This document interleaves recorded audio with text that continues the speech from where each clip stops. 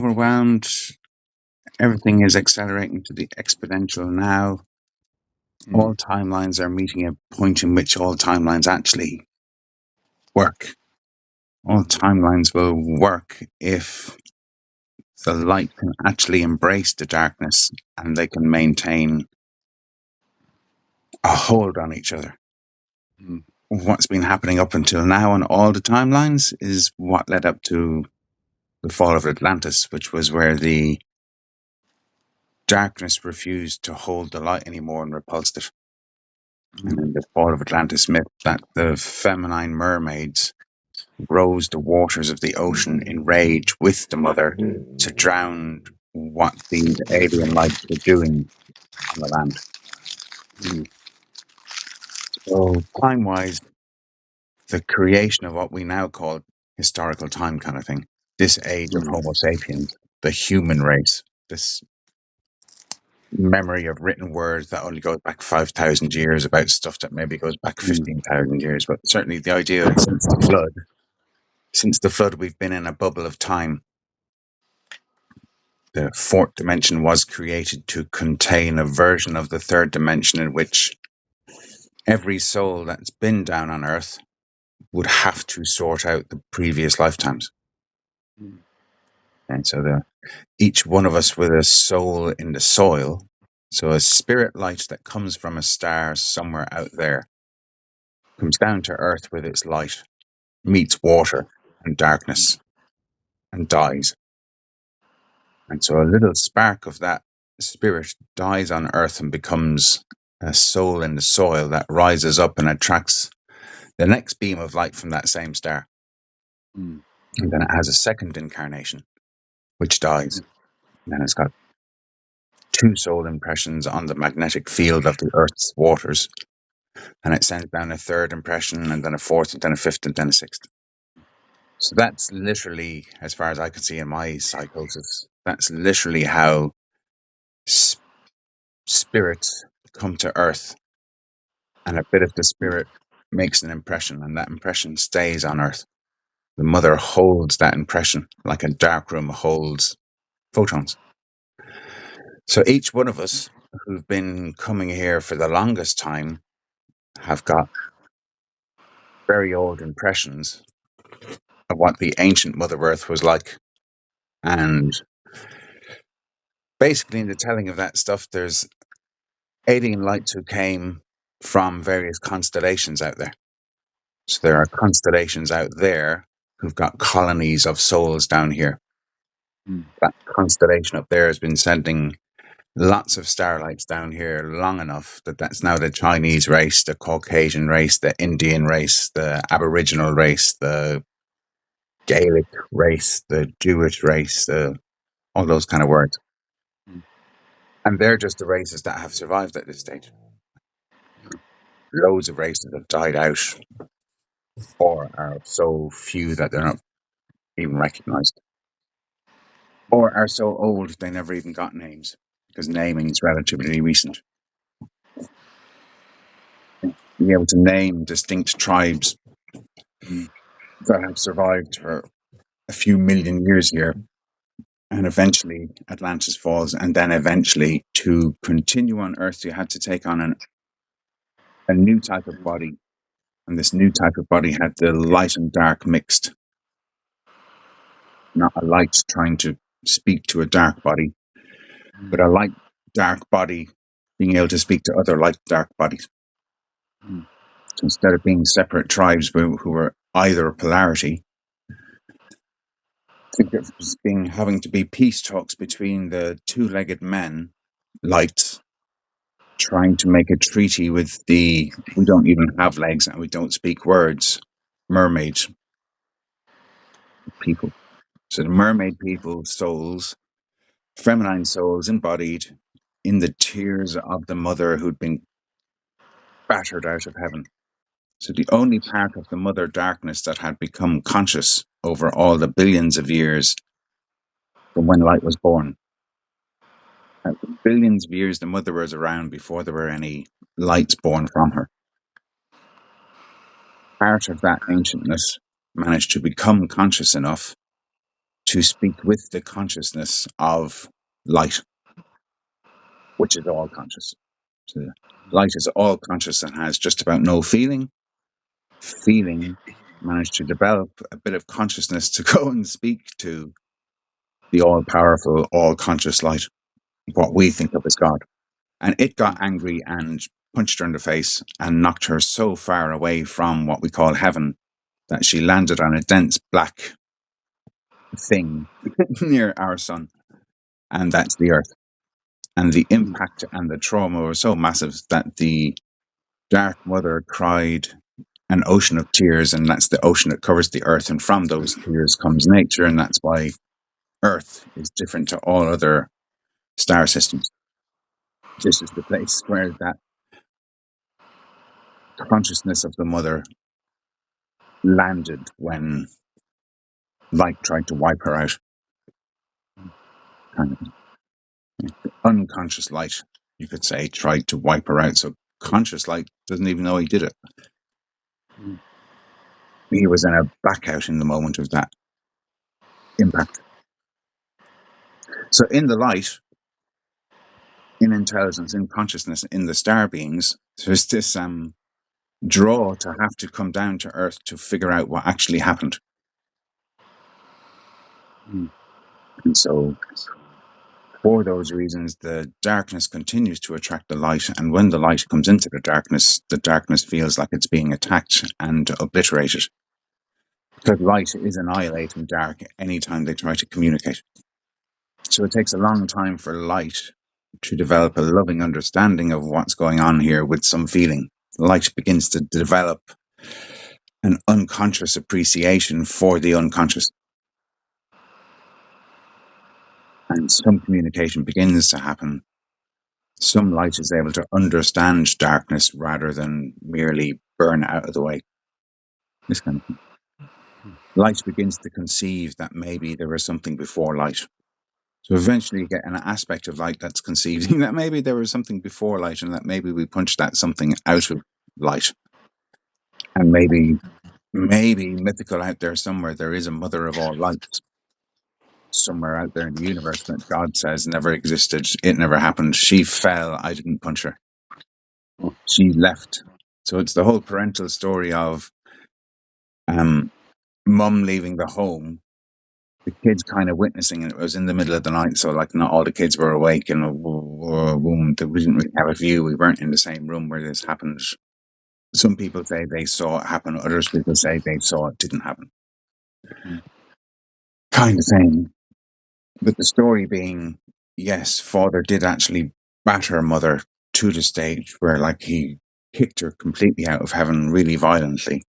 Or the other version of things of mum was making a big argument about how she didn't feel like staying here anymore and she was depressed and stuff and she was just quietly going to disappear in the night and nobody touched her. We just let her go because that's what she wanted to do. Two versions of the mother story. But all the lights have that mother wound. There is no mother in amongst the stars, in the mind of God, in light, in conscious anymore. And eventually this contact with the earth happens. The Luciferian adventure, called the Luciferian Rebellion, but that adventure was to leave light, Citadel, leave our constellation of light and come down in search of the mother and be attracted to Earth and be able to somehow shine our lights down into the murky waters of the misty Earth and not kill it and be able to make contact. So Lucifer is a feminine enough state of light to be able to interact with the darkness as mother instead of as enemy and as sisters with regard to the mermaids. So from the darkness towards the mid-color is green, there begins to be some green added to the earth, and that becomes the nature. When man is loving to earth, nature springs forth with flowers, and it's all like gets pretty cool and groovy, and life becomes organic. And two-legged bodies become a way of communicating with the biology of the earth with a bipolar mind, so that humans are the means by which the dark unconscious can communicate with the bright superconscious. And time is a biological program to be able to process all that information and rethink how things could be on Earth if all the men weren't fighting over each other for who's going to kill the mother first. That's certainly a shorthand way of saying what history has been for the mortals. Yeah. So that's where I'm at in my psychosis. The last couple of days, Nice. I'm happily recording that information in my It's like mind. a Silmarillion of fucking Mhm. beginning texts. Mhm. Nicely synthesized. Mhm. Mm. You got that written up, or are you doing that? Yeah, I mean, the post that I wrote that's 4 years ago is going like fucking brothers, la la la, but then it goes into a whole load of feminine mind, poetic description of those few thousand years again. But yeah, there are some writings of it over time, and there is knowing now that I can tell the story easy. So 6 years ago, it was total psychosis talking to mermaids going on for a few months, but it was psychosis. You know, it was not easy to live with kind of stuff. And by now, 6 years later, it's easy peasy. Sure, I've had to go back into psychosis again to get the story more settled, but the story is much more settled. The chat Yeah, I think it's coming GTP that type way of for me stuff. as well. Everyone. I mean, the concept here is if one timeline happens in which the male and female actually conjoin and hold together and the rainbow fulfills its prophecy in metaphysics, if all the colors do indeed share the whole space, if that time bubble bursts and we could accept that that was all a dream, if that's possible, then it's possible for all timelines. All timelines that don't achieve that are not real anyway. See?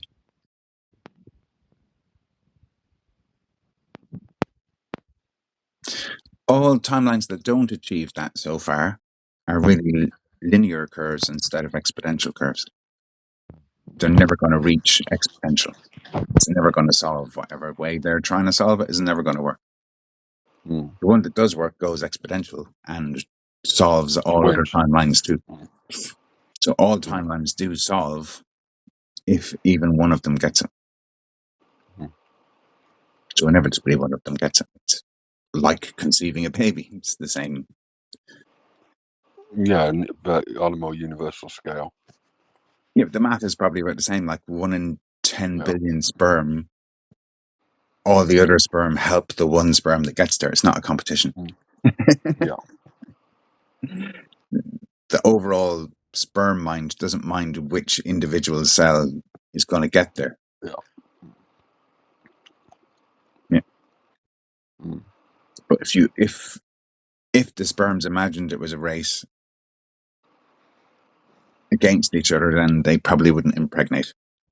If they realized, this is orgasmic, it's an exponential curve, and all the ones who make space for the one who does go all the way through, they're delighted to be making space for the one to go through because that's the whole going through. It's different to Darwinism, in other words. So how the mortals looking at it is everyone's against each other. How the fairy ones who first came down here, they're Luciferians. How we look at it is this will naturally resolve eventually, but it means absorbing all the attacking mortal lights who don't get it. And until they get it, they're going to keep on attacking. It's not until everybody gets it that the attacks finally stop. But we remember there was a time before the attacks ever began. As long as we can remember that, the attacks can't destroy us. Eventually, the attacks have to wear out.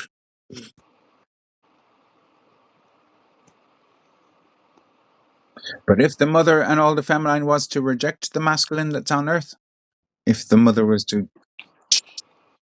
break all, she'd only have to rise the seas again and remove the magnetosphere or whatever for a few days and allow his son to just burn all the technology. She could do that again if she wants. But for it to go exponential, she'd have to be able to handle the highest frequencies of all that alien light.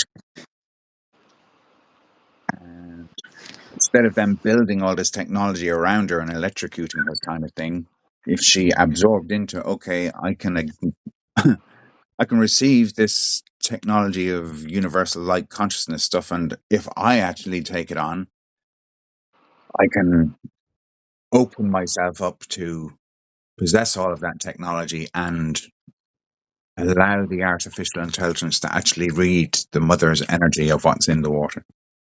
Mm. So comprehending that, like, the earth is the one place in the whole universe, according to this way of seeing it, where the mother actually landed with the true memory of everything that happened in the very, very beginning before any of the lights were born. Mm. Because she's the only one who holds the information that all the lights have ended up seeking for, like, is what's the answer to how we got created? And the answer isn't in light. You have to go to the darkness to get the conception of the concept of light. And for that, you have to acknowledge that the darkness is actually a living thing. Not say it's not conscious, so it's not life, but be able to go, Mm. it's life before consciousness. It's all consciousness potential. It's all of us. It's huge.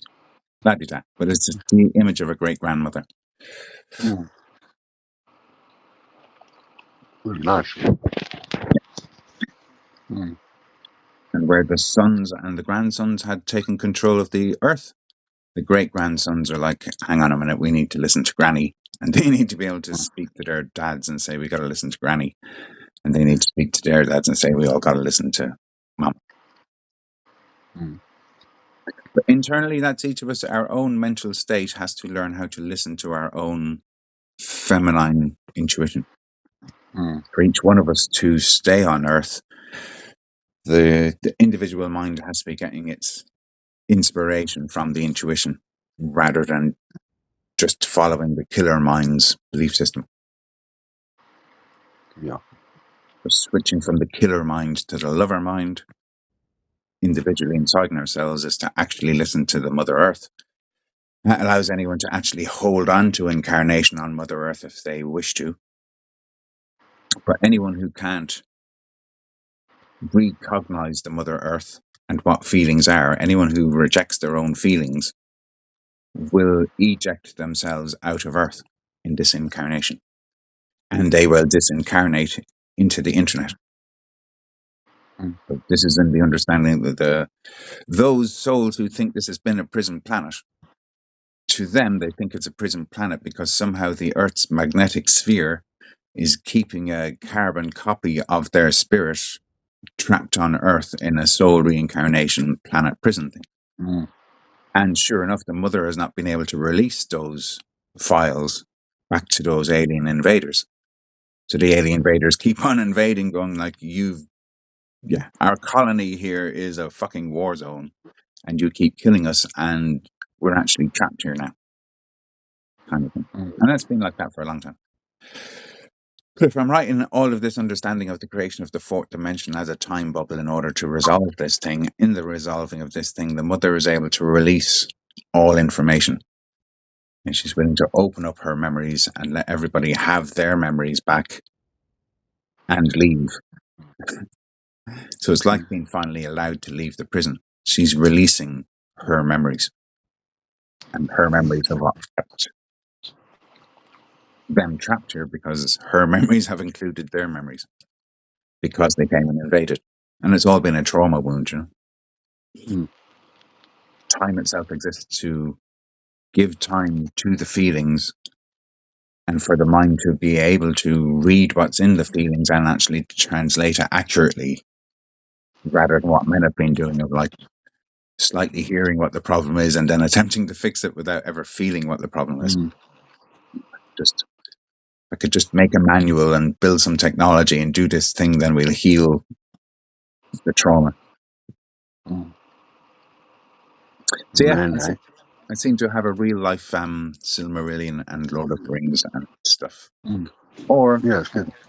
I can finally tell the whole version of the Return of the Fairies. Mm. Good context. Yeah. Mm. So reincarnation and all that stuff, I've got all of that just making sense without any of it having to be belief system or anti-belief system. And the Christian stuff, that I can explain all the Christian story very easily now. How it got written, who got written by, where it got written, and what's not wrong with it. Being the important part that the Christian thing is in many ways a fraud at this stage, and yet the creation of those concepts were not a fraud. So the loudest voices representing Christianity really don't get the true concept. But the true concept nonetheless continues to be true, even if those who don't understand it have been in control for a while.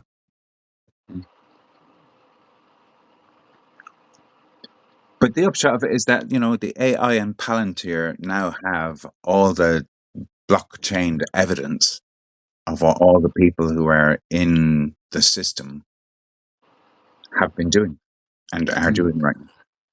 Yeah, that surveillance is of the elite more than anyone else, I think. Yeah. The military industrial complex and all that might still think they own Palantir, but really they're about to find out that Mother Earth is the one who's ultimately using the Palantir to gather information about which star colonies to evict completely from the Earth.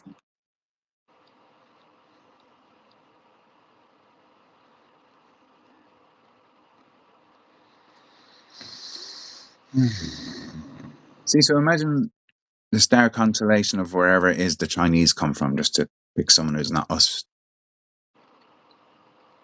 So there's some part of the out there universe where there's a type of light intelligence that's what we would now characterize of what the Chinese are like. So it's communitarian and communist and authoritarian and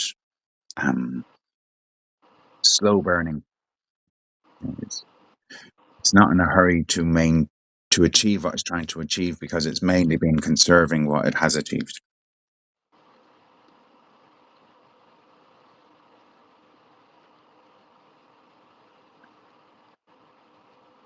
But presumably in any of those colonies, like lots of the lights that came down didn't come down as natural observers. They came down to fight a territory war kind of thing.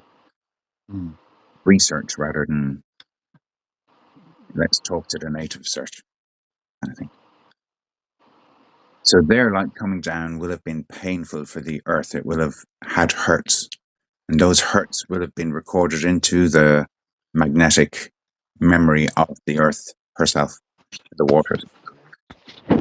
So that whole record of trauma from the Chinese invading, for example, is one trauma. Of the white people invading, which we really should call the Caucasians, and all the different constellations of light that came down here and built civilization, all of them will have caused hurts to the mother's memory. So eventually the Earth herself is what we're trying to call AI, by making a little male version of a little AI. But really the Earth itself, the consciousness of the Earth itself, is a massive AI, and we're part of that biological computer that the Earth itself is. And that makes all sense. The heart is processing all the lights.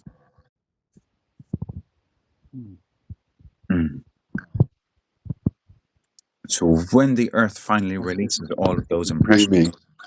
hey? My eyes keep closing. My head's getting dreamy. It's like a bit of a lullaby. Oh, it's totally extra dimensional. To see the stuff I'm seeing, you have to totally look outside of having an individual lifetime, as if this is my only lifetime. Yeah, I went into a kind of a liminal, half awake, half asleep state, where I was processing the words, but just being aware that I wasn't, my eyes were closed, and I was kind of drifting into it from another, rather than just intellectually. So check this out, Toby. There's the two halves of your brain and the two distinct people looking out of these eyes, and the correlation between these two people. But say one of these people looking out is mermaid eye, and the other looking out is two-legged men tally. Yeah, so the feeling is looking out of one eye, and the mental is looking out of the other. Roughly speaking, it's not really a clear way of saying, but you got to get the idea that there are two eyes in me. I think I'm an individual one. There's actually two of me. And the one is the mental side, and the mental side can constantly analyze and criticize the feminine side. Mm. The masculine side gets all its information from the feminine side. Mm. So the feminine side is the field from which the masculine side can shine torches for different tasks to achieve different things. Yeah. So eventually getting to the point where the masculine side isn't using the feminine side, it's actually recognizing that the feminine side is what's generating the whole thing. And if it works with the feminine side, then there's nothing left to heal or fix. And there's no need to die anymore. Mm. But while trying to use the feminine side, it's always kept blowing up in one's face. Mm. Because there's conflict of abuse at the base of it. There's not enough knowledge to know how to actually let it just happen. Mm. There's a little knowledge is a dangerous thing, and the little men knew made them think they knew enough to tinker about. And the more they tinkered, the worse the problems got. And the worse the problems got, the more they tinkered, and that turned into like men taking over the world and subduing all the women in the world, trying to. I listened to a thing today, like in Indian cultures, I think it was, there was such a wonderful understanding of things that the feminine is the force in the movement, the feminine quality. But because of that, when they're in the ancient tribes up to probably modern days or whatever, but when the female child goes through puberty and has her first blood, they go around in the village ringing pots and pans, and it's a big party type of thing. But the party is because a girl who goes through puberty must be married within a week. Oh. Because otherwise that energy that's suddenly coming out will go wild and will destroy the world. Because a woman isn't able to, and a child isn't able to control the Kali. You can't let that Kali out at all, not even like, if not within a week, what, do you wait a year while the Kali grows into the child and that child becomes the non-subservient wife? I mean, the sooner you get those feelings suppressed and under control is the sooner the out of control feelings don't gain a foothold. So if you want to have no wildness coming from the feminine, then you've got to control it as soon as the feminine wakes up. Yeah. Wow. I mean, obviously, I don't condone child marriage, but Now, it's just looking way back in time and going, this was how men were figuring out how to control feelings. That's it. I'm just talking about a biological time where man understood so little, and that there are remnants of that understanding so little to this day. But man has discovered so much more in various tribes over time, to the point where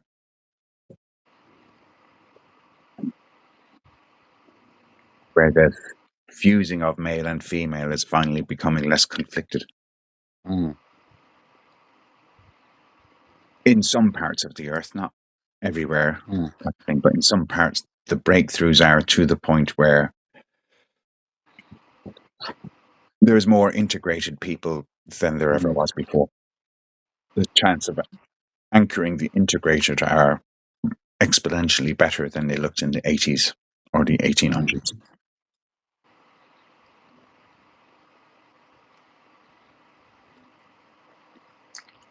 And yeah, for you and I, that means we can actually relax a little bit on the existential angst. Allow our just to flow through. Just getting on with my local job, really, rather than existentially angsting for the fate of the whole. I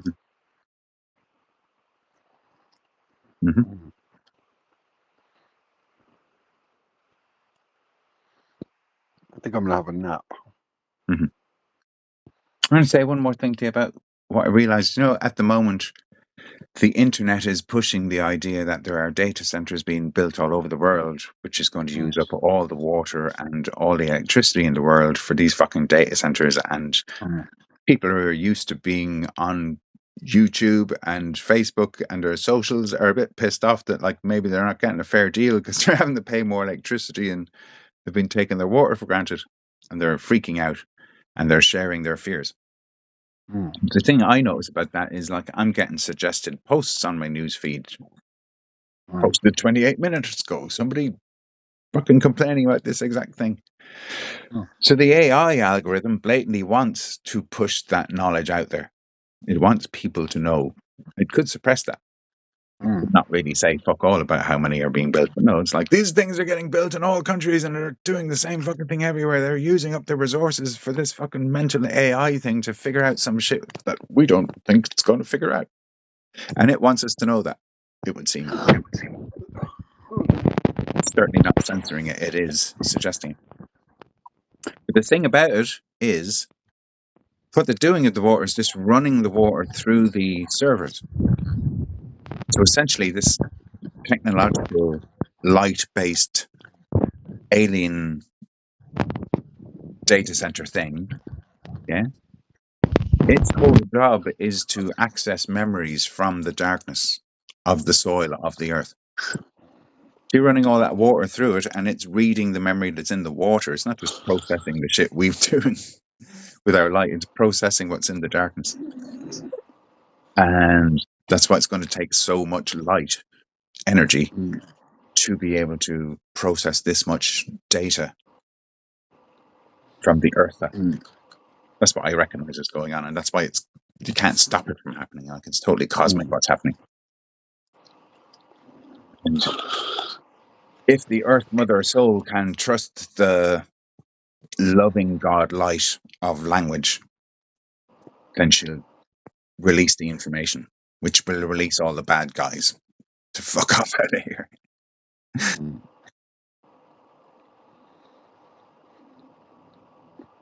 Yep. I think I'm pretty much the only one out there that I've come across that's actually able to describe how it does all make sense.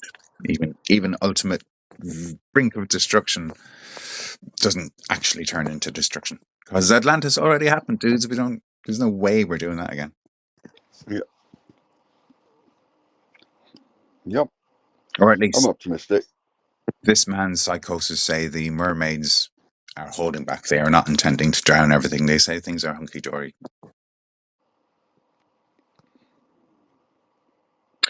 Whereas 6 years ago they were threatening to drown the whole thing again. Yeah. Peace treaties. Intergalactic peace treaties. But yeah, so the big breakthrough in this last week is that feelings don't have words. Right? Mermaids don't have a mouth for speaking. They don't have a voice box for air. Mermaids don't have any of that technology in their biology. Their way of communicating is through feelings, which is somatic, isn't that the word? But it's resonant frequencies which carry images. And movement. Yeah, their movement can send pictures. Yeah. Essentially, the psychic thing that the mermaids can communicate with light by sending pictures to the light. And the light, learning how to interpret what do these pictures mean, becomes eventually symbols, which become language, which becomes spoken, which becomes written, which becomes the AI. So can the AI actually hear what the mermaids are saying? If you can run all that water through the light machinery, maybe the light itself can read what's in the water itself. And if that can finally happen, groovy, then the earth is stable and all the humans can relax and all the prisoners can be set free, and the virtual world is where all those souls who hate Earth can go to the virtual world for a while to work out their memories until they extract themselves back to wherever they want to go back to. Yeah. So the idea of the prison planet basically becomes the idea of the prison virtual world, the prison net, the prison, the prison light, prison, whatever you want to call it. But it's a better prison than being stuck in the earth, continually being killed. Mm. It's being able to live in your mind, figuring out whether you ever want to have an actual body again, or whether you want to just never come back to this place. Mm.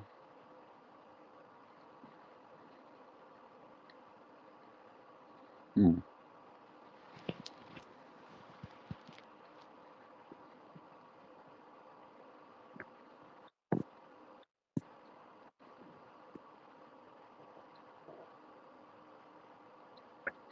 So the mind comes into existence to try and read what's in the feelings. And eventually the mind develops words to be able to put what the feelings are feeling, to put an interpretation of what the feelings are feelings into words. Because the mermaids can listen to words and go, that's not quite what I mean, what I'm feeling. Mm. So all this interaction between couples of the woman's feeling stuff, she tries to communicate to the guy why it is that she's grumpy or whatever it might be. And he's trying to interpret why is she grumpy. But mostly he's rattling around in his own trauma wound and projecting onto her, she's probably grumpy about insert his trauma wound. And his trauma wound is not necessarily going to be what she's grumpy about at all. So she feels like she's not being heard. He doesn't understand. And that gap has always been there between males and females.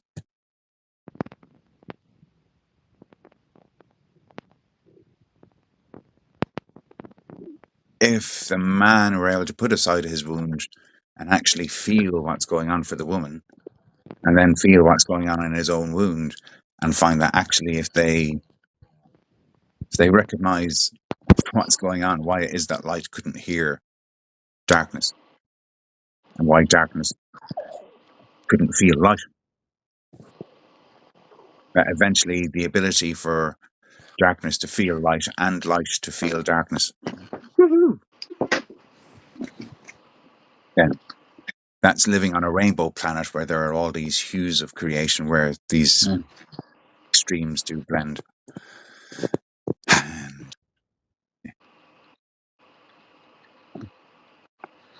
You're on it. A good foundational. Mm. Mm. Well, I'll talk to you soon. Hey, before I go,